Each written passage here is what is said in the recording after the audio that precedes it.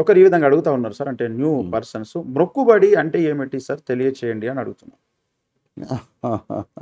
మొక్కుబడి అని అంటే దేవునికి ప్రార్థన, సార్.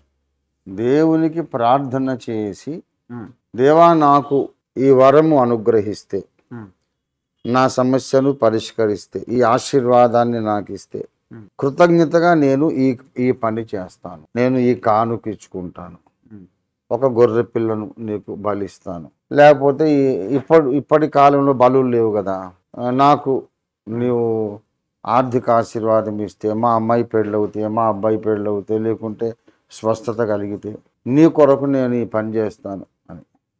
మరి ఒక సహోదరి, నాకు తెలిసిన సహోదరి, భర్తకు క్యాన్సర్, నా భర్తను బాగు చేస్తే మరి నేను నీ మందిరం కట్టిస్తాను ప్రభు అని అట్లా మొక్కుకుంది. తర్వాత ఆయన బాగయ్యాడు. అట్లా మొక్కుబడులు మొక్కుకొని దేవుని మేళ్ళు దీవెనలు పొందుకొని వాటిని నెరవేర్చుకున్న వాళ్ళు బోల్డ్ మంది ఉన్నారు. మొక్కుబడి అంటే అది. Okay sir.